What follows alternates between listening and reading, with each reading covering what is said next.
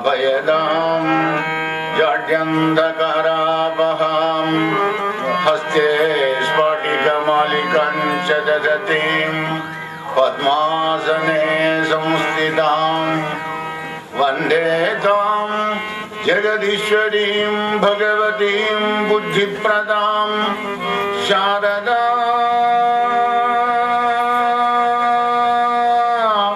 बुद्धिप्रदां शारदा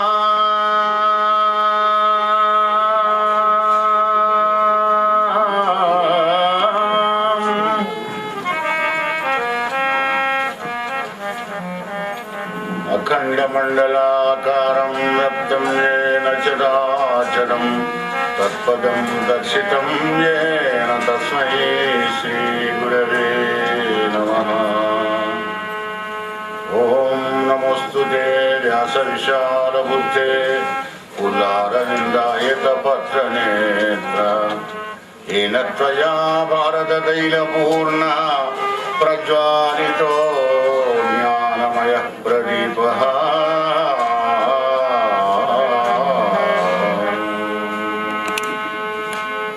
रामं विश्वमयं वन्दे रामं वन्दे रघुद्वरं रामं विप्रवरं वन्दे रामं श्यामग्रजं भजे।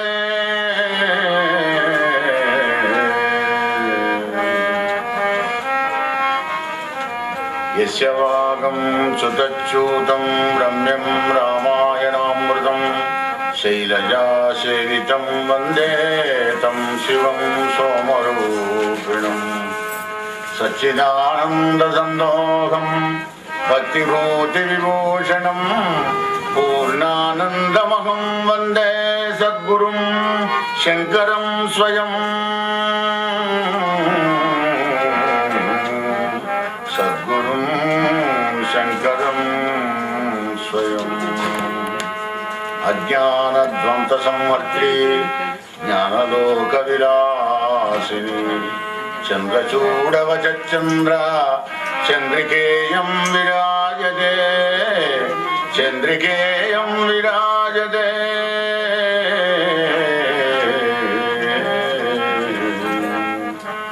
अप्रमेयत्रयातीत निर्मल ज्ञानमूर्तये मनोगिरां विदूराय दक्षिणामूर्तये नमः। कृष्णं कमलपत्राक्षं पुण्यश्रवणकीर्तनं वासुदेवं जगज्योनिं नौमि नारायणहरिम्। ओम नारायणं नमस्कृत्य नरं चैव नरोत्तमं देवीं सरस्वतीं व्यासं ततो जयमुदीरयेत्। हरि ओम श्री गणेश शारदा गुरुभ्यो नमः। श्रीराम जय राम जय जय राम।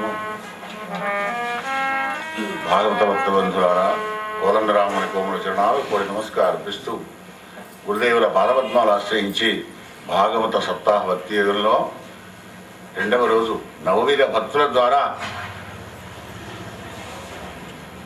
భగవంతుని యొక్క పాదపద్మాలను ఆశ్రయించడానికి వ్యాస భగవానుడు భాగవతంలో 9 మెట్లు ఏర్పాటు చేసినాడు. నాయన ఈ 9 మెట్లెక్కు ఆ నవవిధ భక్తి సాధన ద్వారా నారాయణ కృపకు పాత్రుడవుగా నాయన అని భగవంతుడు వ్యాసావతారం ఎత్తి పురోగ ప్రజలకు సకల జీవరాశి తరించిపోయేటటువంటి ఒక భాగవతాన్ని నిర్మాణం చేసినాడు.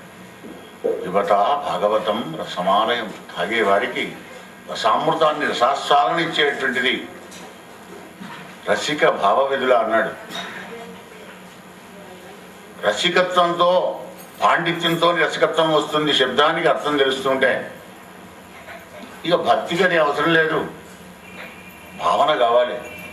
యద్ భావం తద్ భవతి.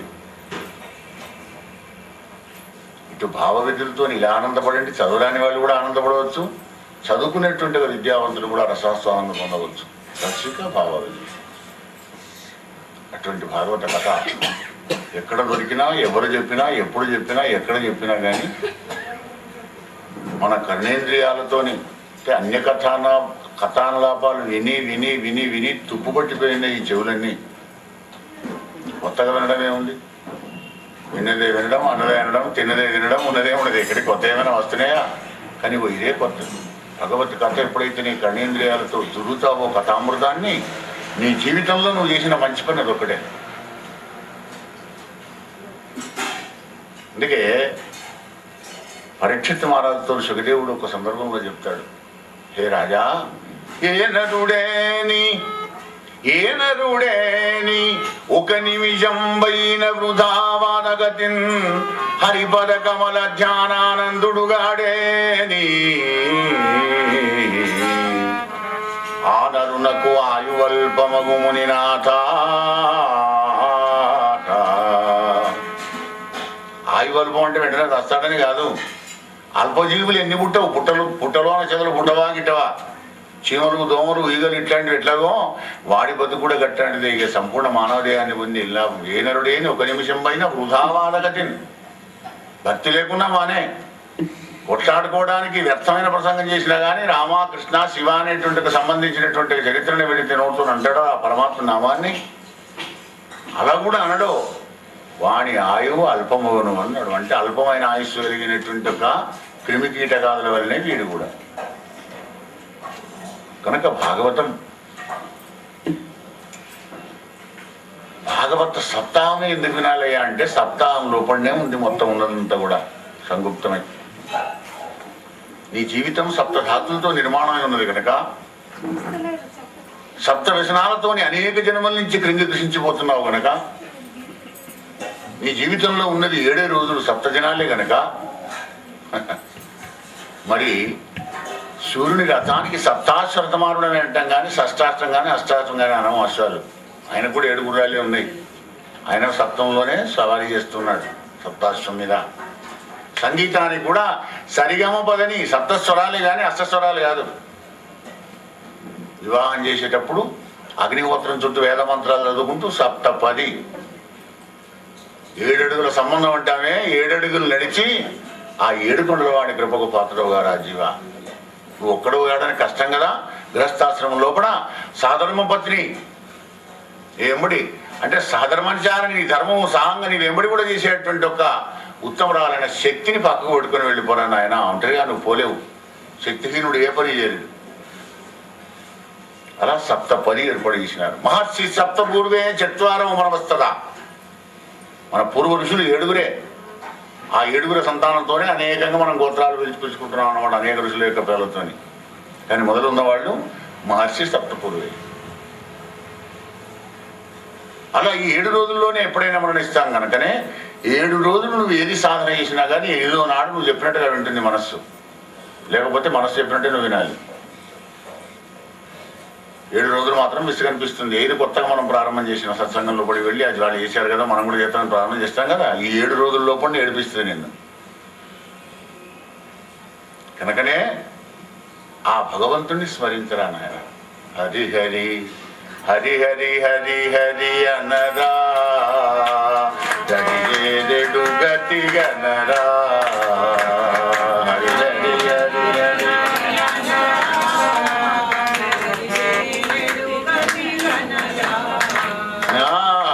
హరి హరి హరి హరి అనరా గడియేడు గతి గనరా.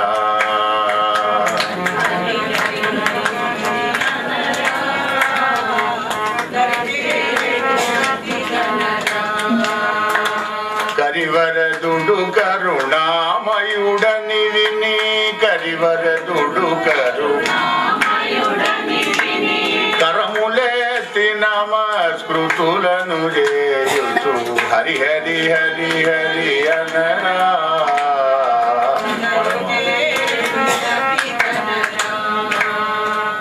సంసారం బని సతులని సుతులని సంసారం బని కంసారిని మది మరువకురా.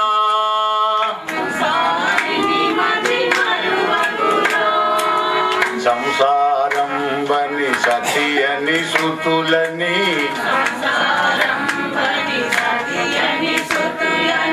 కంసారి సంసారిని మది మరువకురా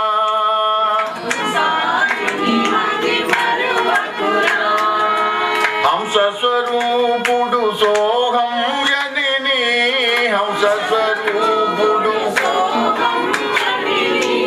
దేహమందు వసించెనురా హరి హరి హరి హరి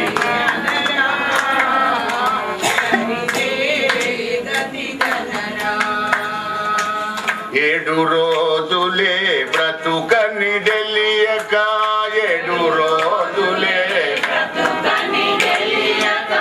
ఏడు రోజులే బ్రతుకని తెలియక ఏడు రోజులే ఎగిరేదెందుకు ఏడ్చేదెందుకు ఎగిరేదెందుకు ఎన్నాళ్ళుండిన ఏడు రోజులలో ఎన్నాళ్ళుండిన ఏదో ఒక దిన ప్రయాణమే హరి హరి హరి హరి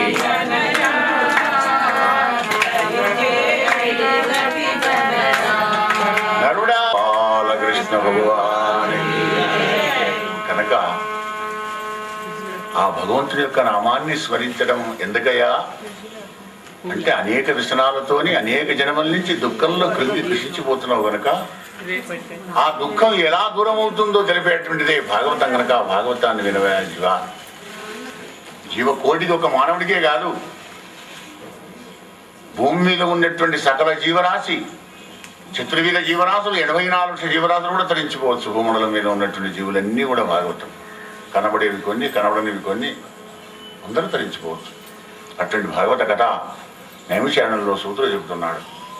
భాగీరథి ఒడ్డుకు పరీక్షిత్ మహారాజుకు శుకదేవుడు వినిపిస్తున్నాడు. హే రాజా సావధానంగా విను.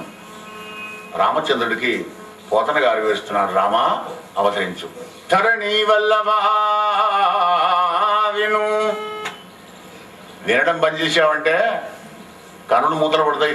తస్మాత్ జాగ్రత్త. సావధానంగా వినవయ్యా. ధరణి వల్లభా విను. ఆ నర్రవరుండు ప్రియవ్రతుండు నారదమాముని చరణ సేవం చెందుతున్నట్టుగా అధ్యాత్మ సత్రయాగంబునందు దీక్షితుండై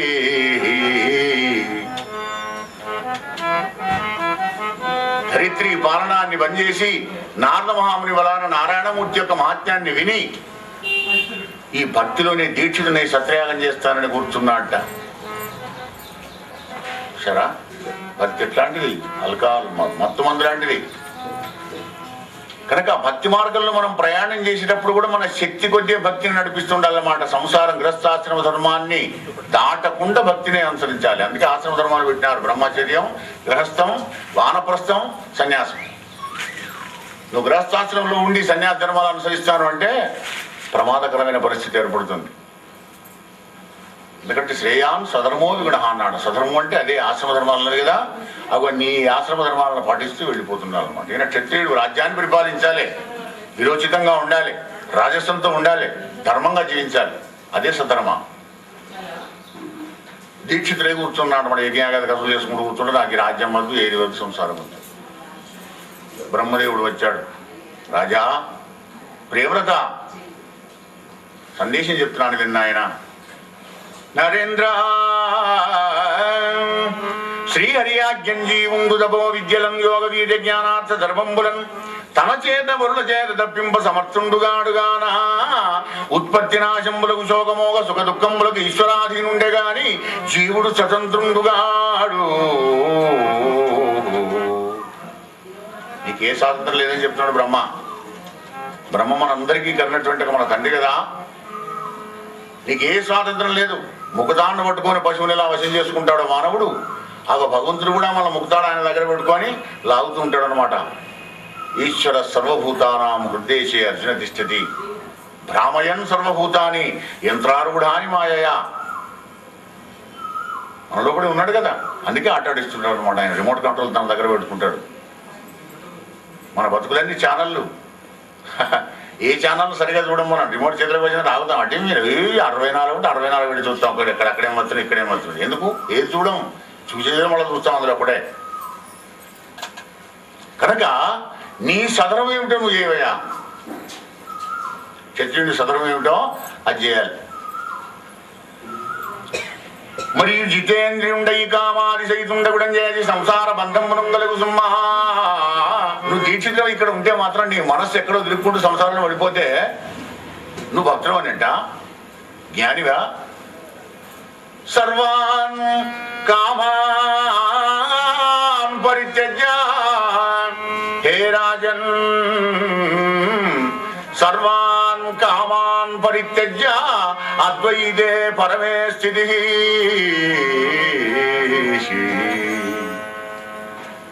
అసలు సంకల్పం కోరిక అన్నదే కలగకూడదు అనమాట. అప్పుడే అద్వైతంలో కూడా పరమస్థితిని పొందగలుగుతుంటాడు ఈ జీవుడు అని ఆయన ఉపమానం చెప్పినాడు అనమాట. పరమహంసోపనిషత్తులోని యొక్క సందేశాన్ని వినిపించినాడు బ్రహ్మ. కనుక రాజా ఒక్క క్షణం కూడా ఎవడు కూడా కర్మ చేయకుండా ఉండలేడు కనుక గృహస్థాశ్రమం బంధుల జితేంద్రుండై ఆత్మజ్ఞానము గల పురుషులకు మోక్షము సిద్ధించు సుమ్మా. భార్య పిల్లలు ఉద్యోగం చేసుకుని కర్తవ్యాన్ని విస్మరించకుండా చక్కగా చేసుకుంటూ వెళ్ళిపోతుంటే నువ్వు కూడా మోక్షాన్ని పొందుతుంటావు. గృహస్థాశ్రమంలో ఉండుకుంటూ కూడా నువ్వు ఉంటే మాని గృహస్థాశ్రమంలో నీ మనస్సులో ఈ ఆశ్రమం ఉండకూడదు. నా పిల్లలు, నా వారి, నా ధనం, నాది, నా బ్యాలెన్స్, నా బ్యాంక్ బ్యాలెన్స్, నా ఇల్లు ఇదే కాదని ఎవరంటారు. కనుక ఆ యొక్క మోహం అనేటువంటి దాన్ని విడిచిపెట్టి అద్వైతానుసంధానం చేసుకుంటే వాడికి గృహస్థాశ్రమంలో ఉంటాడో వాడికి సన్యాసికి వచ్చిన పొలం వస్తుందయా అని చెప్పగానే ప్రియవ్రతుడు ఆ యజ్ఞాన్ని దీక్షను కూడా విరమించి రాజ్యం చేస్తూ విశ్వకర్మ ప్రజాపతి పుత్రికైనటువంటి బహిష్మతి అనే దాన్ని పత్నిగా వడిసి ఆ సతివలన తనకు సమానులైన ఆగ్నేయుడాదిగా తమ్ముడుగురు కొడుకులం కన్నాడయ్యా పరీక్ష మహారాజా. తన రాజ్యంలో కూడా రాత్రి అన్నది లేకుండా చేయాలని రథం వేసుకొని సూర్యభగవాను దగ్గరికి వెళ్ళాట ప్రియవ్రతుడు. 24 గంటలు వెలిగి ఉండాలి నా రాజ్యంలోని. ఆ రథాన్ని వేసుకొని వెళ్ళిన మార్గాలే 7 ద్వీపాలు 7 సముద్రాలుగా మారిపోయినవయ్యా రాజ్యం. ఈ విధంగా రాజ్యాన్ని పరిపాలిస్తూ ప్రియవ్రతుడు 11 అర్బుద పరివత్సరంబులు రాజ్యం చేసి, అర్బుదాలు 1,00,000 కోట్లు పోయినాయిగా అర్బుదాలు, 11 అర్బుదాల సంవత్సరాలు రాజ్యాన్ని పరిపాలించినాడు ప్రియవ్రతుడు. 7 ద్వీపాలని చెప్పానే, జంబూ ద్వీపం, ప్రక్షద్వీపం, శాల్మలి, కుశ, క్రౌంచ, శాఖ, పుష్కరం అనగా 7 ద్వీపాలు. 7 ద్వీపాలకు 7 సముద్రాలు చుట్టూ ఉంటావయ్యా. పాల సముద్రం, పెరుగు సముద్రం, నెయ్యి సముద్రం, ఉప్పు సముద్రం, కళ్ళు సముద్రం, బెల్లపు సముద్రం, మంచినీళ్ళ సముద్రం, ఇట్లా 7 సముద్రాలు ఉంటాయన్నమాట. సముద్రాలు 3 పాళ్ళు అయితే ద్వీపం 1 పాలు ఉంటుంది.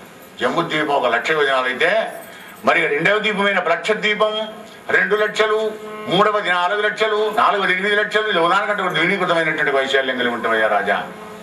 7 ద్వీపాలు 7 ద్వీపాలు చేసి పెద్ద కొడుకైన ఆగ్నేయుడికి పట్టం కట్టి జనకుడైనటువంటి ప్రియవ్రతుడు వానప్రస్థం వెళ్ళినాడు. గృహస్థాశ్రమ ధర్మంలో కూడా భగవానుడు మనకు రిటైర్మెంట్ పెట్టినాడు, కానీ మనం లెక్క చేయం.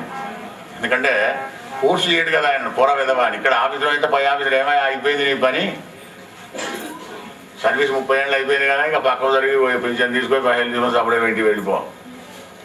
నువ్వు మళ్ళీ మా ఆఫీస్కి వస్తానా కానీ నీకు వచ్చినా కానీ జీతం చేయడం అసలు రూపడికి రాని అటెండరు. కానీ ఇక్కడ అలా కాదు, కరుణామయుడు కదా భగవంతుడు. నాయన నీ డ్యూటీ అయిపోయింది అంటాడు. ఎప్పుడు నీ సంతానం ప్రయోజకులను చేసి నీ దగ్గర ఉన్న ధనాన్ని, నీ ధర్మాన్ని వాళ్ళకు పంచిపెట్టి నువ్వు అటాచ్మెంట్ లేకుండా దూరం ఉండాలి. ఇక అప్పుడు నేను వానప్రస్థాశ్రమం పొందినట్టు. వానప్రస్థం అంటే వనంలో ఉండాలి, అరణ్యంలో. అమ్మో అరణ్యంలో ఉంటే ఇప్పుడు కూడా డేంజర్ కదా, అక్కడ ఎలా ఉంటాం? వద్దు, నీ ఇంట్లోనేమో ఒక గదిని ఏర్పాటు చేసుకొని అదే అరణ్యం అనుకొని చక్కటి చిత్రపటాలు వేసుకొని ఆ భగవంతుడిని మనసు పోయేటట్టుగా వాతావరణాన్ని కల్పించుకొని ఏకాంతంలో ధ్యానం చేసుకుంటూ కూర్చో. నీకు సంబంధించిన వాళ్ళు భోజనం చేయవయ్యా, మంచిగా తాగవయ్యా, చా తాగవయ్యా, పాలు తాగవయ్యా అంటే తాగు, లేకపోతే ఆయన పడుకో. ఎదురుచ్చా లాభ సంతుష్టులు ఉంటే అదే వానప్రస్థాశ్రమం అవుతుంది. అదే రిటైర్మెంట్ అనమాట. అలా కొడుకు ఆగ్నేయుడికి పట్టం కట్టి తాను వానప్రస్థాశ్రమానికి వెళ్ళినాడు ప్రియవ్రత మహారాజు.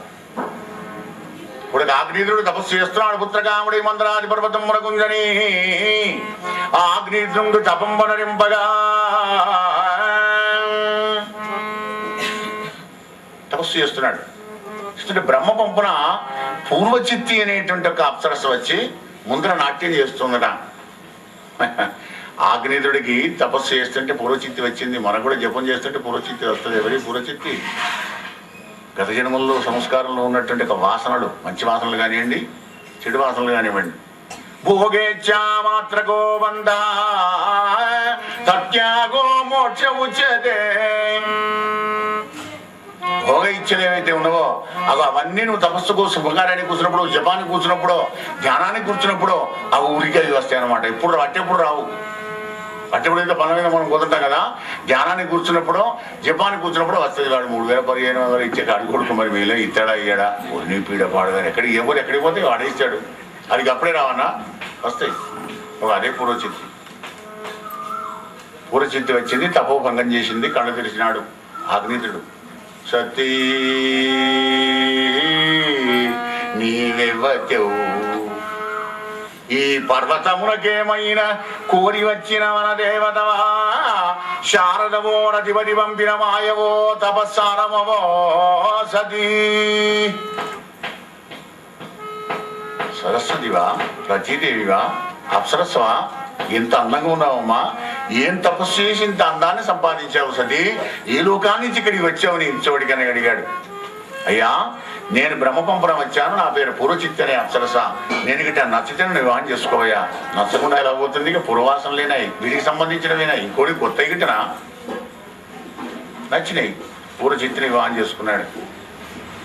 అంటే నువ్వు ఎటో పోతానంటే నీ యొక్క పూర్వవాసనలన్నీ మళ్ళీ నువ్వు ఎక్కడికి పోవాలి అక్కడికే తీస్తున్నావు అనమాట. అంటే నీకు స్వాతంత్రం లేనంటే కదా, జీవుడు అస్వతంత్రుడనంటే కదా.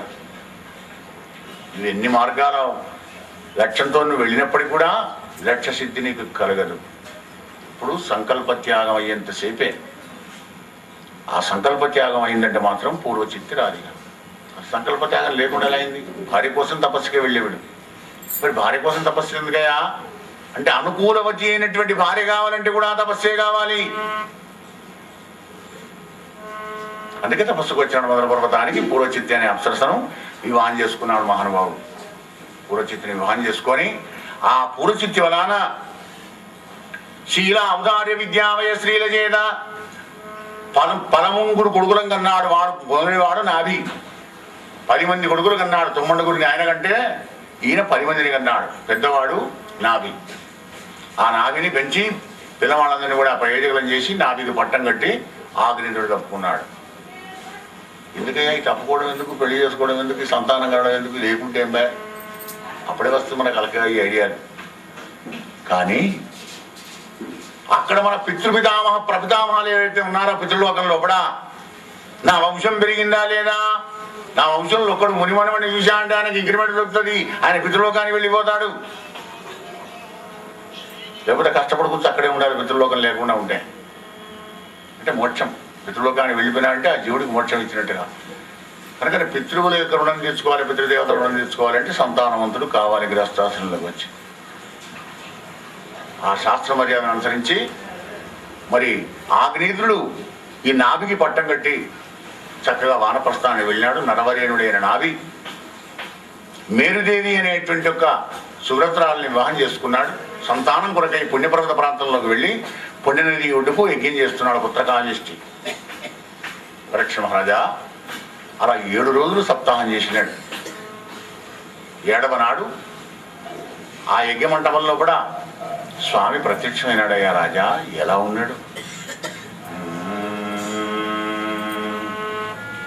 ఆవిష్కృత కాంత చతుర్భుజంబులు పీతాంబరంబు వెలుంగా శ్రీవత్స కౌస్తుభ శ్రీరమా చిహ్నంబు ఉరమందు రమ్యమయీరవు వడగా శంఖ చక్ర గదాంబుజాత ఖడ్గాది దివ్యాయుధంబులు చేతులందు మెరయ అతులిత నవరత్నాత గంగిత నూత్ర ఘన కిరీట జుతుల్గడలు కొనగా కన్నకుండల కటి సూత్ర కనక రత్నగార కేయూర వరనూపురాది భూషణముల భూజితుండైన శ్రీనాయకుండు దంపతులకప్పుడెదురా ప్రత్యక్షమయ్య నరేంద్ర. శ్రీనాయకుండు లక్ష్మీపతి, ఆ లక్ష్మీనారాయణమూర్తి ప్రత్యక్షమైనడే ఆ దంపతులకు. ఆశ్చర్యపడ్డారు, ఆనందపడ్డారు, సాష్టాంగ దండప్రణామం చేసినారు. నమస్కార ప్రియుడు నారాయణమూర్తి, ఏ పురుషోత్తమా, పరిపూర్ణుడమైనటువంటి ఒక్క నిన్ను అసంపూర్ణమైన మేము ఏం స్తుతించగలం మహానుభావ. మేము చేసిన స్తోత్రాలు, మా పూజలు, మా యజ్ఞం, మా హవిస్సులు ఇవన్నీ కూడా మాకు తెలిసి మా ప్రజ్ఞాన విజ్ఞాన సుజ్ఞానాలు కాదు, మా పూర్వీకులు మాకు ఏదైతే చెప్పినారో వారి అడుగుజాడల్లో నేను స్తోత్రం చేశాము, నీకు కరుణ కలిగింది, మమ్మల్ని కాపాడినావు. ఇది కావాలి భక్తి మార్గంలో. సాత్వికమైన భక్తి అయినా కానీ ఆ భక్తి మార్గంలో కూడా నిందించినా వందించినా కానీ ఉబ్బిపోకుండా కుంగిపోకుండా ఎవడైతే ఉంటాడో వాడికి భగవత్ కృప కలుగుతుంది. నిందాస్తుతి తుల్య నిందాస్తుతులు మౌనిగా చెప్ప ఉండాలి కానీ మరి దానికి కావడదన్నమాట. అంటే నేను ఇవన్నీ నేనే చేశానని అటువంటి అహంకారం ఎప్పుడైతే కలుగుతుందో భగవంతునికి నచ్చని గుణం కదొక్కటే. అన్నిటిని ఓర్చుకుంటాడు, అన్నిటిని మాఫీ చేస్తాడు, అన్నిటిలానే ఆదుకుంటాడు, కానీ జీరోగం మాత్రం వద్ద, అదొక్కటి మాత్రం వద్ద నాన్న అంటాడు. అహంకారం కలిగిందంటే అణిచి పారేస్తాడు. అది లేకుండానే వీళ్ళు చెప్తున్నాడు, అయ్యా మాదేం లేదు బెదరిక, మా పెద్దలు చెప్పిన మార్గంలో నిన్ను స్తోత్రం చేశాం, నీ కృప కలిగింది. దంపతులారా ఏం కావాలి కోరుకోండి అన్నాడు. నా దర్శనం అయింది కదా అంటే నీలాంటి కుమారుడు మాకు కావాలి స్వామి. నాలాంటి వాడు ఎక్కడ ఉన్నాడు, నేనే పుట్టాలి మీ కడుపులో. 14 లోకాల్లో వెతికినా నాలాంటి వాడు లేడు, నాకు నేనే సాటి కనుక దంపతులారా నాయనా నాభి నీ యొక్క భార్య మేరీదేవి గర్భంలో పుడతానుకోమన్నాడు. ఒక శుభముహూర్తంలో వచ్చి గర్భంలో పడ్డాడు పరమాత్మ. 10 మాసాలు కాగానే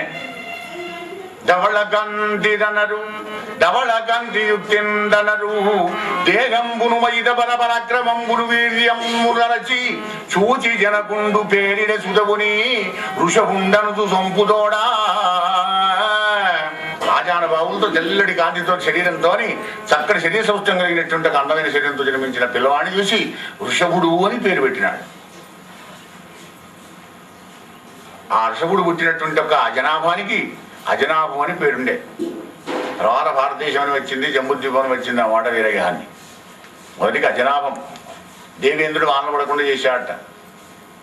భగవంతుడు పుట్టిందుకున్న దేవేంద్రుడు కరువు కాటకాలు కలిగిస్తే ఆయన ఊరుకుంటాడా? వెంటనే తన యోగేశ్వరేశ్వరుడైన పరమాత్మ ఆ కరువునంతా కూడా దూరం చేసినాడు. అలా ఋషభవరమానుడు పరమాత్ముడు భూవరుండైన ఋషభుండు తన రాజ్యంబును కర్మభూమిగా చేయందలంచి జనులకందరకును ప్రియంబగునట్ల కర్మతంత్రం వెల్లెలుపంగదలచి కర్మములు చేయుటకు గురువుల యుద్ధ వేదంబులం చదివి వాళ్ళ అనిజ్ఞం వహించి. పూర్వకాలంలో కూడా మన వ్యవస్థ భారతీయ సంస్కారం ఎలా ఉండి చూడండి. గురుకులాన్ని పంపించేవాడు పిల్లవాడిని యజ్ఞోపవీతం 5 ఏళ్లకే అడుగు చేసి గాయత్రి ఉపదేశం చేసి గురుగారికి పంపడం. మళ్ళీ గురుగారు పూరనాయన అనేదాకా వీడి ఇంటికి రావడానికి వెళ్ళేది. ఇక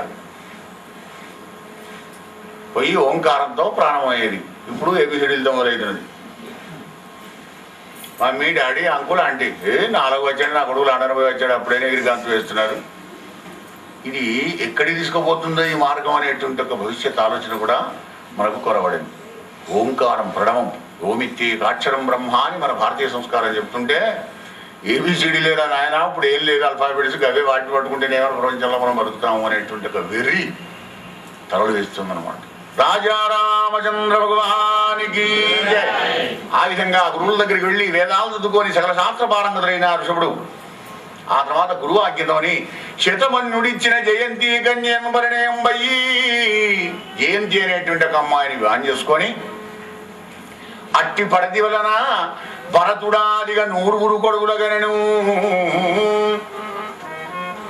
100 మంది కొడుకులు. పెద్దవాడు భరతుడు. ఋషభ భగవానుడి యొక్క సంతానం 100. పెద్దవాడి పేరు భరతుడు. అందరినీ పెద్దవాళ్ళని చేసినాడు. భరతుడాదిగ సుతులు 100 రంగంచి అట్టి భరతుని పేరను అవని తలము పురవరాశ్రమగిరి తరుపుణ్ణం మగుచు అమరి భారత వర్ష నామమున మించెనయ్యా.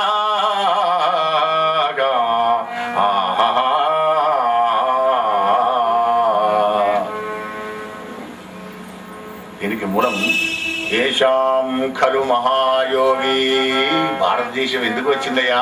మన దేశానికి భారతదేశం అనే పేరు. ఏషాంఖలు మహాయోగి భరతో జ్యేష్ఠ శ్రేష్ఠ గుణ ఆసీద్యేనేదం వర్షం భారతమిది వ్యపదిశంతి. భారతదేశం భారతం భారతం భారతం ఎందుకు వచ్చిందయా? భరతుడు పరిపాలించాడు గనక. ఎవరు? విశ్వభగవాను జ్యేష్ఠపుత్రుడైనటువంటి ఒక భరతుడు పరిపాలించాడు గనక. భరత వంశమేమో శకుంతల కొడుకుతో వచ్చింది. భారతదేశం అనేటువంటిది ఈ భరతంతో వచ్చింది కదా.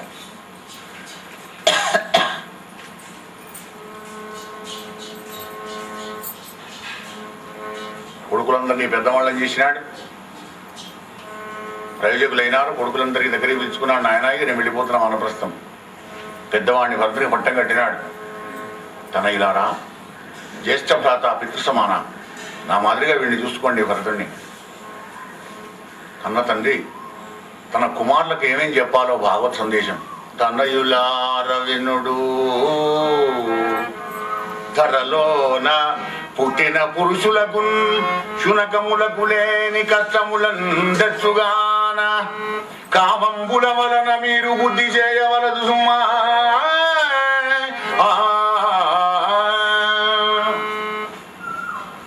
కోరికల్లో పడకండి నాయన. కోరికల్లో పడ్డారంటే కుక్కలకు లేని కష్టాలు వస్తాయి అని చెబుతున్నారు. కోరికలు గుర్రాలైతే మనస్సు గాడి అయిపోతుంది. ఆ కోరికల్లో మునిగి మీరు ఈ భూలోకంలో కూడా కుక్కలకు వచ్చేటువంటి కష్టాలను పొందకుండా హాయిగా ఆనందంగా ఉండరు నాయన అని తన కుమారులకు తండ్రి చెబుతున్నాడు. పిల్లవాడికి పడుకొని ఉంటే తల్లి లేపుతుంది. పాపం మాతృహృదయం కదా, నా కొడుకు ప్రయోజకుడు కావాలని. తండ్రి ఏమంటే పడుకొని రావడానికి ఏమైంది? పాపం ఎప్పుడు క్లాసులు పడిగేవాడికి కనీసం నిద్ర నవ్వనియవానే అని పెడతాడు. ఆయన లేపితే ఈమె పెడుతుంది. అందుకే ఏ ఉద్ధరిస్తున్నాడు కనుక వాడు మాకు పాడుకుంటే తమోగుణం అవుతుంది. తమ సజ్ఞానం మిద్ది మోహనం సర్వదేహినాం. సమయానికి లేవాలి, చురుకుగా ఉండాలి, క్రమశిక్షణ నేర్పాలి. పిల్లలకు గారాబం చేశావంటే వాడి జీవితాన్ని నాశనం చేసినట్టే. నువ్వు లోపల ప్రేమ అనురాగాలు ఉండాలి, బయట క్రమశిక్షణగా పిల్లలను పెంచాలి. ఆ తర్వాత వాడి యొక్క రాత ప్రారంభం ఎలా ఉంటుందో అది జరుగుతుంది. వాడి యొక్క సంస్కారాన్ని నువ్వు మార్చలేవు, కానీ నీ ప్రయత్నం నువ్వు మానవతా ప్రయత్నం అయితే నువ్వు చేస్తూ ఉండాలి.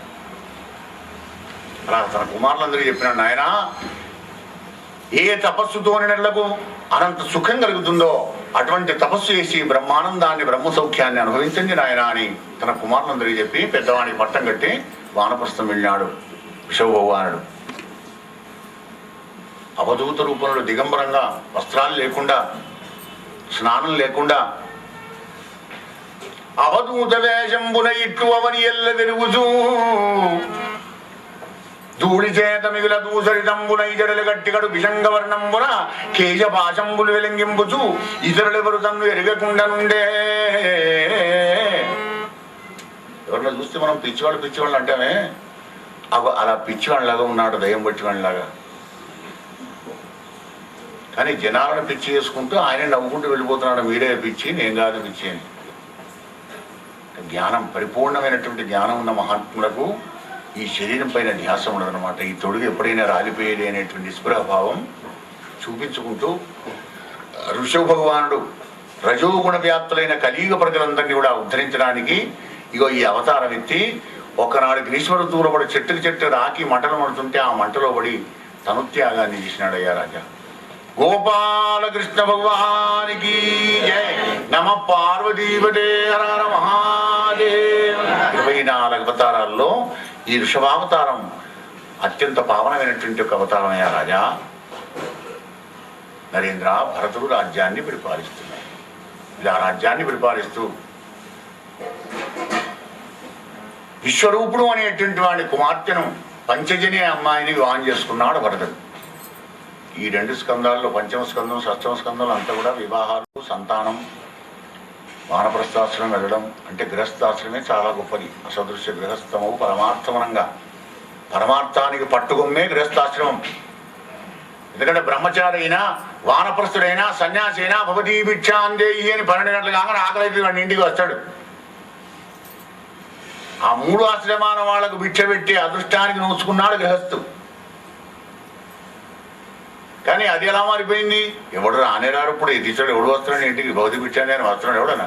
లేకపోతే ఎవడైనా పిచ్చగాండ్రు కొనల గిట్ట భగవంతుడు పరీక్ష చేయడానికి వచ్చే ఉంటే అయ్యో కొడుకకి ఇప్పుడే తిన్నావా లేకపోతే పెడితే నీకు కడుపుంటే పెడుతు కొడుక అంటారు. ఇంత మామూలు గచ్చాడు గంజం లేదు. తింటే ఏమైంది? మొత్తం గంజం తిన్నావా అని పెట్టా అని చెప్పడం, నేను తిన్నామని చెప్పడం. ఆయన కావాల్సింది అన్నం, 3 పట్టాలు అన్నం. ఓ పట్టంటే పట్టడే పెట్టవచ్చు, కానీ ఇంగిల్లే దూరం పెట్టుకో కదా అని పెడదామా? లేదు మేము తిన్నాక పెట్టడం పిల్ల పాపం కావాలా? నీ పాపం పాడు, కానీ పెట్టకపోవడమే పాపం.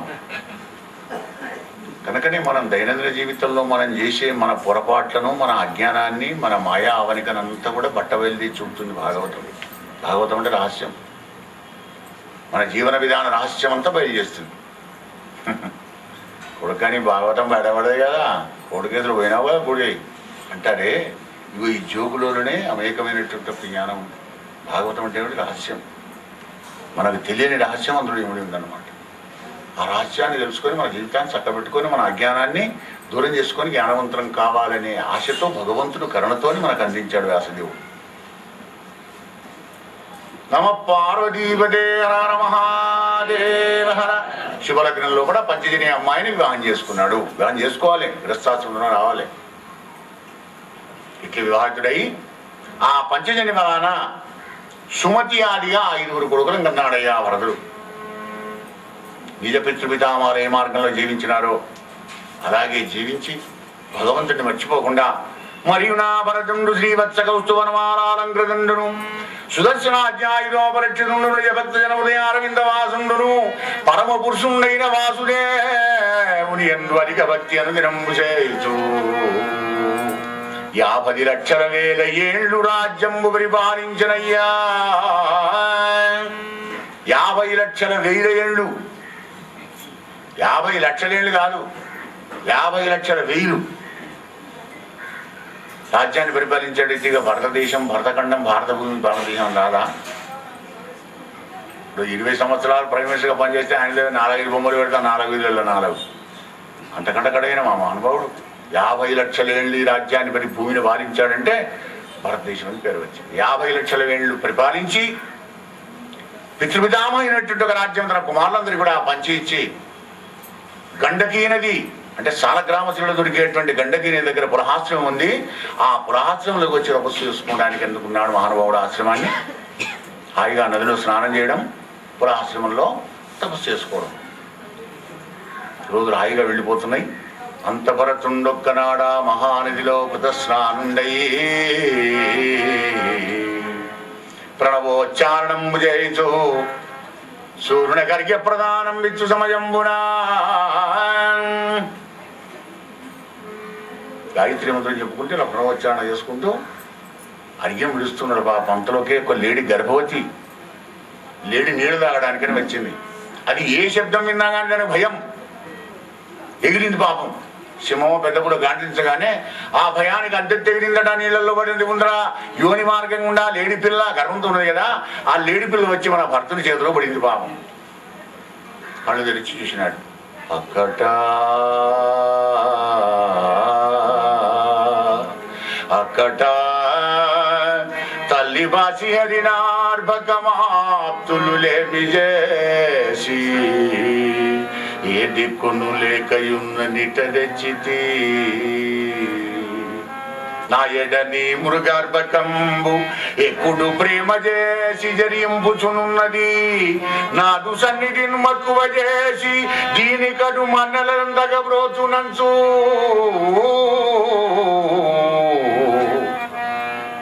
ఈ తల్లి తెచ్చిన బిడ్డను, శరణమని వచ్చినటువంటి బిడ్డను, దిక్కులేనటువంటి ఒక ఈ లేడిక్కునను నేను కాపాడుతానని చెప్పి ఇంటికి తీసుకొని వచ్చి దానికి రక్షణ చేసుకుంటూ, భోజనం పెట్టుకుంటూ, ఆహారం పెట్టుకుంటూ, దానికి ఏమేం కావాలో అన్ని పెట్టుకుంటూ పెంచుతున్నాడు. అలా 1 నెల, 2 నెలలు, 6 నెలలు గడిచిపోతుంది. ఎక్కడికి పోయినా వెంబడి లేడిపిల్లే. కొమ్ములతో గీకుతుంది, డెక్కలతో గీకుతుంది, బుధాలని గీకుతుంది, ఒళ్ళోకి వచ్చి కూతుంటుంది, నెత్తి మీద పోతుంది, బుధాల మీద కూతుంటుంది. అని ఇష్టంగా సంగలకు పోయినా, పుష్పాలకు పోయినా, నదికి పోయినా 24 గంటలు ఏడిపిల్ల వెంబడే. 1 గంట, 2 గంటలు గిట్ట ఆ ఏడిపిల్ల కనబడకపోతే ఏడిచేవాడయ్యా ఆ యొక్క భరతుడు. పరీక్ష మహారాజా, ప్రేమ ఎంత గుడిలో చూసావా? హరిణ పోతమా హరిణ పోతమా నీకు వనంత మందు క్రూర మృగ బాధ లేకుండా కోరుచుండా తలగిపోయిటివే ఎనుచు చిత్తమునందు రాజ ఋషభుండు చాలా రాటముందే. ఇన్నాళ్ళు నిన్ను క్రూర మృగ బాధ నుంచి కాపాడుకుంటూ అల్లారముద్దుగా పెంచుతుంటే నా బిడ్డ ఎక్కడ పోయినా 2 గంటలైంది ఇంకా రాలేదు. ఏదో క్రూరమో భక్షించిందేమో పాపం నా కూనను అని ఏడుస్తుండేవాడు పాపం. 2-3 గంటలు కాగానే అది ఎక్కడో ఆడుకొని మళ్ళీ తిరిగి రాగానే ఆనందపడి ఎత్తుకునేవాడు. ఏ పరీక్ష మహారాజా తనకు మోక్ష విరోధమని పాయగారాని పుత్రాదులను రాజ్యాన్ని ఐశ్వర్యాన్ని అన్నిటి విడిచి తపస్వి ఆ యొక్క భరతుడు ఈ హరిణ శాపకం మీద పోషణంతో దాన్ని లాలించడంతో మరి మూషక బిలానికి సర్పంచ్ వచ్చినట్టుగా మళ్ళీ పొక్కరకు పడ్డాడయ్యా అంటే యోగభ్రష్టుడు అయిపోయినాడయ్యా. ఎంత వారికైనా తీరదు రాజా. కాన నరేంద్ర కాన ఎంతవానికైనం కాలంబు గడవరామినట్లుగా కపోదు పరమమూలకైన పాయదు కర్మంబు నరుల నంగయంత నరవరణ్య నరుల నంగయంత నరవరేణ్య. పరమమునులైనటువంటి గొప్ప మహత్తులకి అట్లా అయిందే. ఇక సామాన్య మానవులు లెక్క ఏం చెప్పంటావా రాజా? యోగ భ్రష్టుడైపోయినాడు అనమాట. అంటే మన కారణదేహం, సూక్ష్మదేహం, స్థూల దేహం 3 దేహాలతోనే మనం నడుస్తున్న మన చరిత్ర, మన నాటకం. ఈ స్థూల దేహం సూక్ష్మదేహం పోయినా కారణదేహం ఒకటి ఉంటుంది. అది మళ్ళీ బీజమైతే జన్మ వారు ఆ విఘ్నం కలిగి యోగభ్రష్టుడైపోయినాడు భరతుడు. భరతునికి అంతా అంత్యకాలం ప్రాప్తమైంది. ఆ అంత్యకాలంలో కూడా యోగం లేదు, ఓంకారం లేదు, ప్రణవం లేదు, పరమాత్మ లేడు, రామ లేదు, కృష్ణ లేదు. నాలేడి పిల్ల దాన్నే ప్రేమించారు కదా. ఆశ్రమంలోకి వచ్చి రాజ్యం విడిచిపెట్టి వచ్చినప్పుడు లేడి పిల్ల కనబడ్డప్పటి నుంచి నాలేడి నారణమా అనుకుంటే ఉండే. ఇక భగవంతుడు ఎక్కడ మనం స్మరించాలి. ఆ హరణం మీది యొక్క ప్రేమతోని మళ్ళీ హరణమై పుట్టాడయ్యా ప్రాణాలు విడిచి. హరణమై పుట్టినప్పటికీ కూడా పూర్వజన్మ స్మృతి మర్చిపోకుండా ఉన్నాడు. అదే గొప్పతనం జీవుడిని. అన్నీ పోతాయి కానీ విష్ణుభక్తి మాత్రం పోదు. నువ్వు ఎంత అనుసరిస్తే అంతే, అదే స్టాక్ అయి ఉంటుంది. అట్లా సంసార భోగభాగ్యాలు అన్నీ వెళ్ళిపోతాయేమో, దేహం పోతుందేమో, కానీ నువ్వు సంపాదించిన ధర్మం, దైవభక్తి ఇవి 2 మాత్రం మర్చిపో. భక్తి నేర్చుకున్నది ఉన్నది కదా. ఆ హరిణావతారం ఎత్తి లేడి పిల్లగా ఉండి అదే పురాశ్రమంలో గండకి నది పొండి తిరుక్కుంటే పశ్చాత్తాపడు ఇంత ఏడుస్తున్నాడు బాబు భరతుడనే జీవుడు. లేడిగా ఉన్నాడు కానీ లోపల జీవుడు ఆడే. నహన్యతే అన్యమానే శరీరం నజాయతే మ్రియతే వా కదాచిన్నాయం భూత్వా భవితా వారభూజః అజో నిత్య శాశ్వతోయం పురాణో నహన్యతే హన్యమానే శరీరే నహన్యతే హన్యమానే శరీరే. ఓరప్పుడు ఉండి ఓరప్పుడు లేక ఉండేవాటి వాళ్ళు ఎప్పుడు మొదటి నుంచి లాస్ట్ దాకా ఉండేవాడే జీవుడు. మరి శరీరమే పోతుంది కానీ జీవుడికి నశింపలేదయ్యా. పశ్చాత్తాపడుతున్నాడు, ఏడుస్తున్నాడు, తను చేసిన తప్పు తెలుసుకున్నాడు. నేను ఎక్కడి వాడిని ఎక్కడ పడ్డాను. రాజులు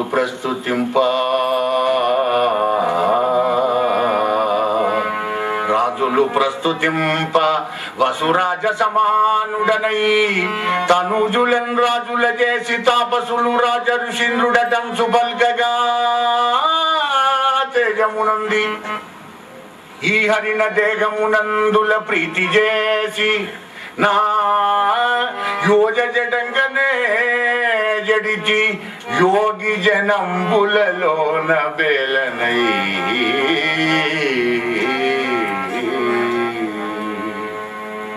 రాజులు ప్రస్తుతింప వసురాజ సమానుడనై దేవేంద్ర వైభవంతోని ఆహా ఎంత గొప్పవాడయ్యా ఈ మహానుభావుడు అనేట్టుగా నా కొడుకులను కూడా నా అంత వాళ్ళని చేసి రాజ్యాన్ని కూడా అందరూ రాజులందరూ సామంతరాజులు రాజఋషి అని నన్ను సాగిస్తూ ఉండగా తేజాన్ని పొందినటువంటి ఒక నేను దిక్కుమాలిన ఈ లేడి పిల్ల మీద ప్రేమతోని లేడి జనమెత్తింది కదా అని ఏడుస్తున్నాడు బాబు.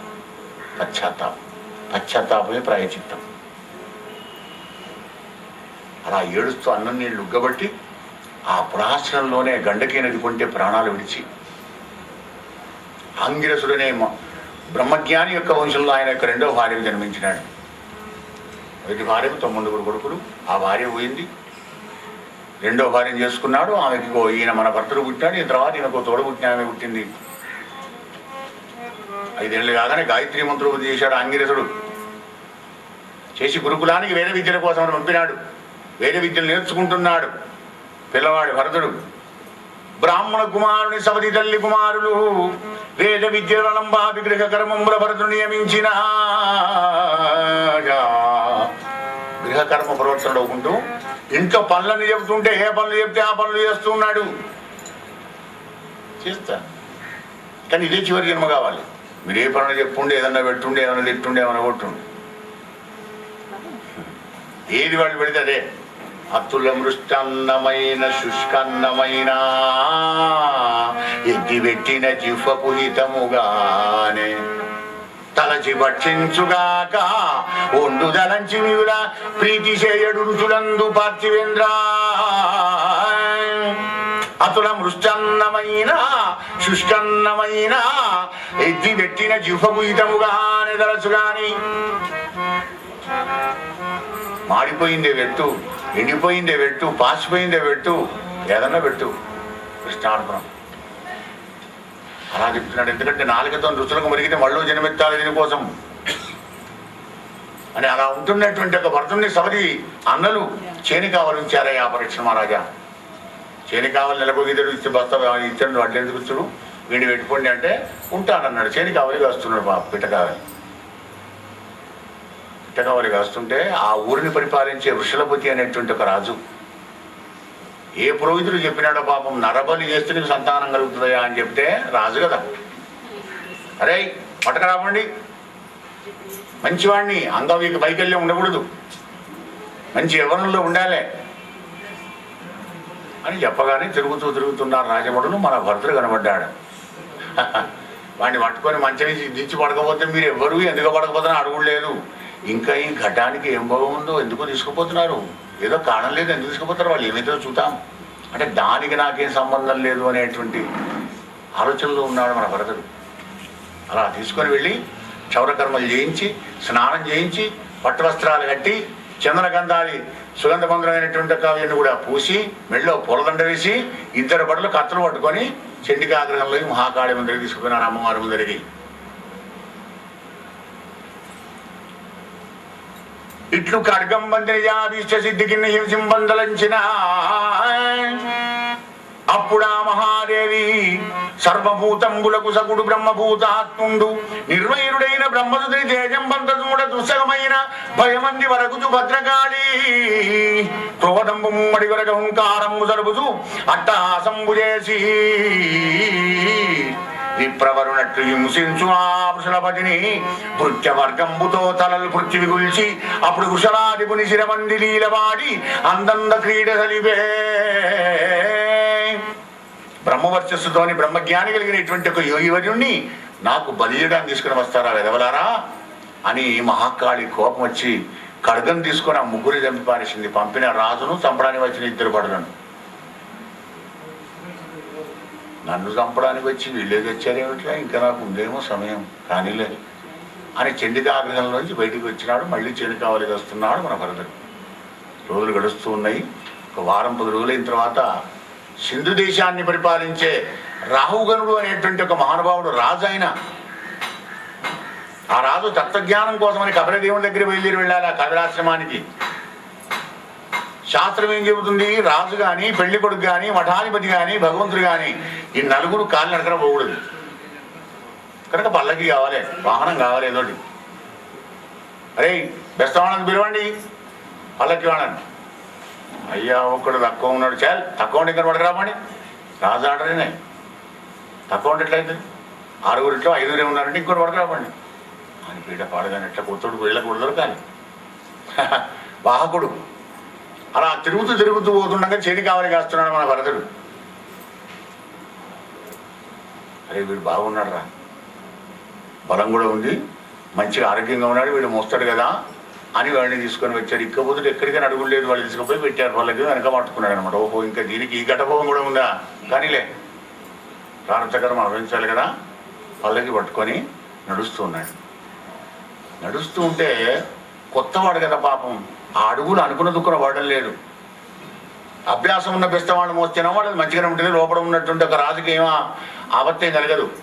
పరుపులు వేసుకున్నా టెక్కలు పెట్టుకున్నాడు కానీ ఊగుతుందట పల్లకి. అరే ఊగుతుంది పల్లకి, మంచిగా నడవండి అయ్యా, ఇది మా పొరపాటు కాదు, ఇక్కడ కొత్తగా తురియవాకుడెవడో వచ్చినాడు, ఆ ముప్పుడికి నడవరావడం లేదు అంటే అప్పుడు రావుగాడు అంటాడు కదా, నేను రాదుననే అహంకారంతోనే బ్రహ్మతేజంబు గల బ్రాహ్మణులకు కంటకంబుగా నిశ్చుల వాక్యంబుల రావుగా నుండిట్టనియే. బ్రహ్మజ్ఞానం కలిగినటువంటి యొక్క మహానుభావుడైన ఆ భరతుడికి కంటకంబుగా కొద్దిగా బాధ కలిగేటట్టుగా అంటున్నాడట. అలసిటివెంతయున్ ముసలివా కటడసిటివి మేను మికిలింబలుచనయున్నది ఈ శిబిక భారము దూరము మోసిదివే ఏ గతి నిలిచెదవంచు భూవరుండు నిశ్చుడముల్వినా పల్కనాయడం బలుగత మోసే ఆ శిబిక బ్రాహ్మణ వర్యుడు పార్శ్వేశ్వరాగా.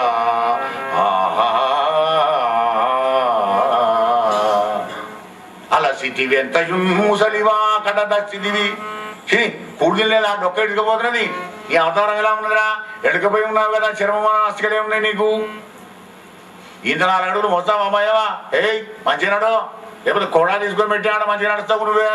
ఓరి దుర్మద వినరోని జీవన్మృత నాగ్య తప్పుచున్నడిచదీవు నీ వక్ర మార్గంబులన్నీ విడిపించి నడిపించదా నిన్ను సన్మార్గమందు అని రాజగర్వాంధుడవుతూ ఆ విప్రవుడిని అలా అసంబద్ధ వాక్యాలతోని ఊరుడైనటువంటి ఒక రాహుగులను నిందిస్తూ ఉంటే చిరునవ్వు నవ్వుతున్నాడు భరతుడు. నరేంద్ర, నువ్వు చెప్పినది సత్యం. అవును, నువ్వెవరిని దూషిస్తున్నావు? అనిత్యమై అశాశ్వతమై దుర్గంధభూయిష్టమైన రాలిపోయే ఈ శరీరాన్ని గురించి అంటున్నావా? అది నేను కానే. అద్వితీయమై అఖండమై అజనామరమైనటువంటి యొక్క ఆత్మయోని అంటున్నావా? నువ్వు అన్నదేవి నాకు కూడా తగలవు. దానికి దూషణ భూషణాలు తిరస్కార సంస్కారాలు ఇవేవి కూడా అంటావు ఆత్మకు. అయినా నీ కర్మ ఎలా ఉంటుందో, నీ పూర్వజన సంస్కారం ఎలా ఉందో ఆ విధంగా ప్రలాపాలు వలుగుతున్నావయ్యా. జీవనమృతుండా అన్నావే, నేనే కాదు జీవనమృతుడిని, అందరం జీవనమృతులమే, కాస్త వెనక ముందు. మహారాజా, నీ కర్మ అలా ఉంది, నేనేం చేస్తాను, నేను మోస్తూనే ఉన్నానన్నాడు. అహంకార గ్రంథి పట్టుకుని దిగిపోయింది రాహుగడింది. మితంగా హితంగా మాట్లాడిన ఆ మహానుభావుడి యొక్క మహాత్ముని యొక్క మాటలకు ఆనందపడ్డాడు రాహుగణుడు. పళ్ళకి ఆపండర్రా అన్నాడు, కిందికి దిగినాడు, సాష్టాంగ దండ ప్రణామం చేసినాడు రాహుగణుడు భరతుడికి. ధరణీసుడవరా నేను రాజునడి అభిమానవదంతుండనై మాత్ముడవై నిన్ను తిరస్కరించిన నన్ను కరుణించుమా. నీవు ఆర్తబంధుడు, నీ కృపాదృష్టితోని నా జన్మం ధన్యం చేసుకుంటాను మహానుభావ, కోపగించకు. అసమర్థమైనటువంటి మాబోటి వారలను సుహృత్తమైన నీకు కోపం కలగదు మహానుభావ అనరాని మాటలు అన్నాను. అనగానే అప్పుడు అంటున్నాడు కదా, నువ్వు విద్వాంసులాగా ఇంతసేపు మాట్లాడావు కానీ అంతెత్తు మేనాలోంచి మేనాన్ని కిందికి దించి మేనాలోంచి నువ్వు కిందికి దిగి నీ కిరీటం నా పాదాలకు తగిలేటట్టుగా నమస్కారం చేసావు గనక ఒక నయాపి సంబంధం బుద్ధి వచ్చినట్టుగా అవుపిస్తుందయ్యా. కొంచెం తల వంచి నమస్కారం చేసావు కదా కొంచెం. అవును, తత్వజ్ఞానాన్ని బయలుదేరి వెళుతున్నావా? బ్రహ్మజ్ఞానం కావాలా నీకు? రాజా, ధరలోన బ్రహ్మంబు తపంబుల దానంబుల గృహధర్మంబుల జలగ్ని సోమ సూర్యుల చేత శృతుల చేత నైన పరమ భాగవతుల పాద సేవ పొందిన వారికి పొందంగా రాదు సుమ్మా. పంచమహాభూతాలను ఆరాధన చేస్తూ ఉండాలి నిత్యం. పరమ భాగవతోత్తముల యొక్క పాద సేవతోని మరి వాళ్ళకిట్ట కరుణిస్తే నిన్ను నీ జన్మం ధన్యమైపోతుంది, దొరుకుతుంది. మరి అది ఆ భగవంతుని పాదార విందాల మీద మనస్సును పెట్టి హరిగుణానువాదమోదితాత్ములకు బుధుల పాదసేవ అనుదినంబు చేసినన్ అంతమీద మోక్ష మార్గమునకు పద్మాక్షునందు పట్టుబడియుండు నీ బుద్ధి సుమ్మా. ఎల్లప్పుడూ భగవంతుని యొక్క కథలను సంకీర్తనం చేసుకుంటూ ఆనందాబ్దిలో మునిగేటువంటి ఒక మహానుభావుల పాద ధూళిని నెత్తిని పెట్టుకుంటే వాళ్ళ కృపగిట్ట కలిగితే నీకు బ్రహ్మజ్ఞానం కలుగుతుందయ్యా. అంత తొందరగా కలుగుతుందా? ఫిలాసఫీ తత్వజ్ఞానం నేర్చుకోవడానికి వెళుతున్నావు రాజా. నరేంద్ర, నేను పూర్వకాలంలో భర్తుడనే మహారాజును. తపస్సు కోసం పురాశ్రమానికి వచ్చి దిక్కుమాలి లేడి పిల్లని ప్రేమించి లేడైననయ్యా నేను.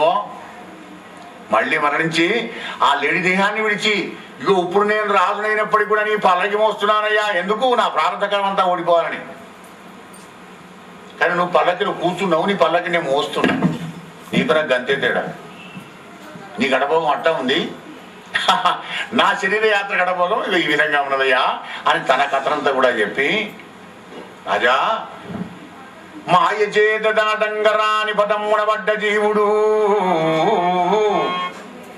మాయ చేత దాటంగరాని పదమునబడ్డ జీవుడు 20 గుణకర్మముల చేయించు లాభం ఆశించి తిరిగాడు నరకుమారికి. ఈ మాయలో పడిపోయినటువంటి జీవుడు ఏం చేస్తాడట? ఏదో లాభం బేరీజు వేసుకొని సామాన్లు అమ్ముకొని విక్రయించేటువంటి బిజినెస్ వ్యాపారం ఉంటాడు కదా, అగో అట్ట టాలెంట్ ప్రయత్నం చేస్తుంటా అన్నమాట ఈ జీవుడు. ఫలం అపేక్షింపుదు మాయక ఈ జీవుండు సంసారగణ సంచారి అవుతుండు సుమ్మా. నరేంద్ర, ఈ సంసార అరణ్యమునందున కామలోభాది తస్కరులం కూడి ధరణి విజితేంద్రియుండు గాని నరుని బట్టి ధర్మమరియడు మహాధనమునెల్ల దోచుకొనడు సుమ్మా.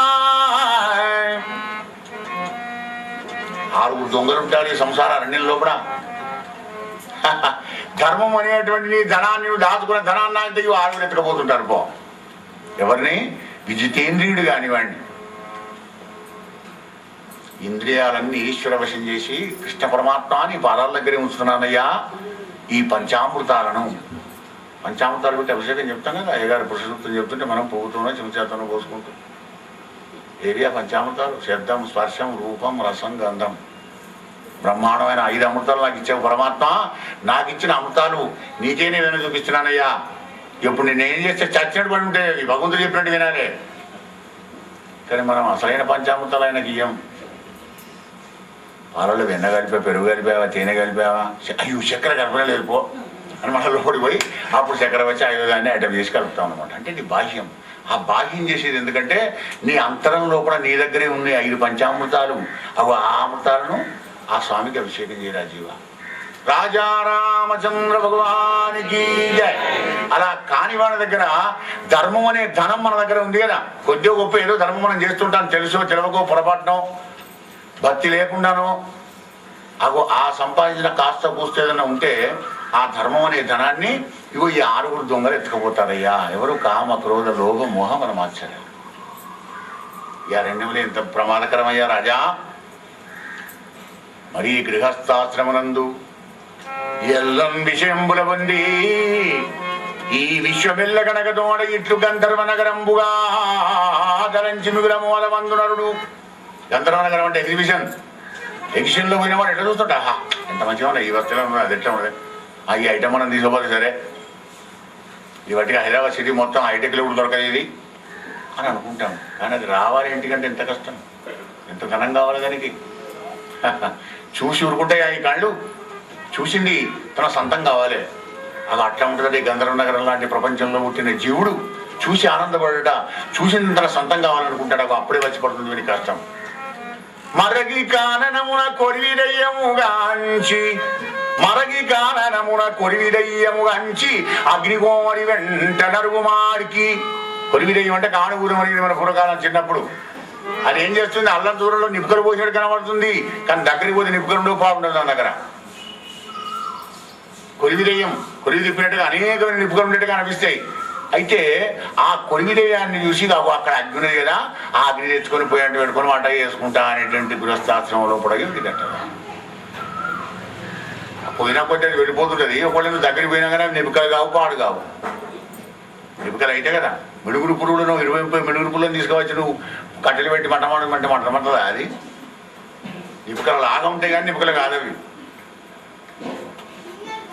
అగో అదేవిధంగా కాంచనంబుగోరి కలవారి ఇళ్ళ పంచలందిరువు నరుడు చరణమంది నరేంద్ర. ఐశ్వర్యవంతుల ఇంట్లో వాడు ఉంటాడట, సందొరికితే దొంగతనంతో ఎత్తుకోపోదాం, లేకపోతే ఆయన మనసు కడి నాకేమైనా ఇవ్వకపోతాడు నా బిడ్డ పెళ్లికి. వీడు దొంగతనం చేయనియడు, వాడి మనసు కరగదు, వీడి బతికి గిట్ట అయిపోతుంటుంది. వాడు ఎందుకు ఇస్తాడు? వాడి ధనంలో వాడు సేపు చూసుకోడా, అటుగానే వచ్చింది వాడికి అది. కానీ వీడి బీజి మాత్రం అట్ట ఉంటుంది అనమాట. ఎప్పుడో సందృప్తి దంచుకోపోతాయిగా. కలవారింట పంచలు తిరుగుతుంటాడు, అక్కడ వాళ్ళ పొట్టి తిరుగుతుంటాడు. ఈ జీవు మహారాజా బహు కుటుంబీయగుచు సంసార అరణ్యంలో జీవుడు పొందే కష్టాలను ఎకరువు పెట్టి చెబుతున్నాడు రాహుగనుడికి. ఇక వీటన్నిటి దాటితే ఈ సంసారాన్ని దాటగలుగుతావయ్యా. బ్రహ్మజ్ఞానం అట్టిగా వస్తుందా? బహు కుటుంబీయగుచు బహుధనాపేక్షలన్ ఎండమావులంగనియే గుమృగముకరణి ప్రేమ చేసి పరుగులు వారుచు ఒక్క చోట నిలువకుందురెప్పుడు సుమ్మా. బీజీ బీజీ అంటానే అవి అదే బీజీ, ఒక్క చోట నిలవకుండా అనమాట. ఇక్కడి అక్కడి అక్కడి ఇక్కడ ఇక్కడ నేను బీజీలో పోతున్నాయా ఎందుకు? బహు కుటుంబీయగుచు. ఇప్పుడు సావధాన సావధాన అంటే సావధానకు అర్థం తెలియకుండా, పెళ్లి మంత్రాలకు అర్థం తెలియకుండా పెళ్లి చేసుకొని 8 సార్లు అంటారు, 1 సార్లు 2 సార్లు అంటే వీడు వినడేమోనని. వాళ్ళదేం తప్పులేదు, వేద మంత్రాల తప్పులేదు, బ్రాహ్మణోత్తములు తప్పులేదు. సావధాన మంగళ అష్టకాలు అంటే 8 సార్లు కానీ వీడి వినడే లేదు. వాడికి ఎక్కువ సావధానం. అబ్బాయి గారు ఏం చదువుతామా జిల్లా జీలకర్ర మీడియాగా వీడి పరిస్థితి ఇలా ఉంటుంది. ఆ తర్వాత మొదలవుతుందన్నమాట. అప్పుడు సావధాన అంటే వినకపోతే ఇప్పుడు నా సావధాన కాబట్టి ఎంత పని అయిపోయారా, భగవంతుల గిట్టయితే నేను పెళ్లి చేసుకోకపోదు. ప్రతివాడు గట్టగా అంటాడు, గిట్టయితే నేను పెళ్లి చేసుకోకపోదు అంటే గిట్టని మొదలైన తెలిస్తే నీకు అది. అగో అదే మాయ. అందుకే సావధాన్ సావధాన్, కేర్ఫుల్, జాగ్రత్త, అటెన్షన్. సింగిల్ విండో కదా నువ్వు, అమ్మగారు వస్తున్నది ఇప్పుడు ఆదిశక్తి డబుల్ విండో అయితే తస్మా జాగ్రత్త సావధాన సులగ్న సావధాన. గృహస్థాశ్రమంలోకి రాగా వేద మంత్రాలను మంగళాష్టకాలు చదివి జీలకర్ర బెల్లం పెట్టించి అవి మన వాళ్ళు వేరే విధానంగా ఈ వివాహం చేస్తుంటారు. వివాహ వ్యవస్థలు కూడా అదనమాట. అది తెలుసుకోలేక బహు కుటుంబీ అనేక మంది సంతానాన్ని కానీ ఇక వాళ్ళ ఖర్చులకు దానికి దీనికి ఎండమావులంగని ఏగు మృగముకరణి ప్రేమ చేసి పరువులు వారుచు ఒక చోట నిలువక ఉందురెప్పుడు నరేంద్ర. ఒకచోట ఉంటే ఎలా నడుస్తుంది మరి? నా వారికి చీర కొనుక్క రావాలి, నా పిల్లలకి అంగిల బట్టలు తీసుకురావాలి అన్నప్పటికీ మరి నువ్వు రికా ఉంటే ఎలా అవుతుంది? బిగి బిగి పరుగులు పెట్టు, ఉరుకు ఉరుకు, పరుగో పరుగు, జీవితమే పరుగైపోతుంది. మహారాజా సంసార మార్గ సంచారుండై అధిక ప్రయాసంబులంగూర్చు అర్థములను సుమ్మా. అనేక ధనాలను పొందగోరి నా జీవితం పోయినమానే, నా పురాణ బాగుపడితే అయిపోయా, వీడి జీవితం పోయినమానే, వీడి వచ్చినమానేనడా. అందుకే త్యాగరాజస్వామి అంటాడు, ఇది చాలా సుఖమో రాముని సన్నిధి సుఖమో తెలుసుకోగా మనస, నువ్వే డిసైడ్ చేసుకో. ఇక నిధి ఉంటే నీ సన్నిధికి ఎవరు వస్తారు? దొంగలు వస్తారు. రాముని సన్నిధి ఉంటే ఎవరు వస్తారయ్యా? విష్ణు పార్షదులు వస్తారు. మరి అదిగా నా సుఖమో ఈ సుఖమో నువ్వే డిసైడ్ చేసుకుంటే మరి ఏదో ఒకటి తిరుగుపోతా ఉంటాడు మహాత్ముడు త్యాగరాజు. కనుక ఈ ధనం కోసమని అనర్థమైనటువంటి ఒక విహారాలన్నీ చేస్తుంటాడు అర్థం కొరకై రాజా అని. సంసార అరణ్యం లోపల సుఖం గోష్పదం కష్ట పర్వతనయ, పర్వతం అంత కష్టాన్ని అనుభవించాలి. మరి సుఖం ఏమన్నా ఉంటే కొంచెం గోష్పదం అంతా ఉంటుంది, గోపాదం అంతా ఉంటుంది సుఖం అని సంసార భీకర అరణ్యాన్ని వర్ణించి ఆ అరణ్యం లోపల కలిగేటువంటి ఆపదలన్నీ కూడా వివరించి చెప్పినాడు రాహుగనుడికి మన యొక్క భర్తల వారు జలభర్తుడు. అనగానే అప్పుడు అంటాడు రాహుగనుడు, ధరణీసురవరా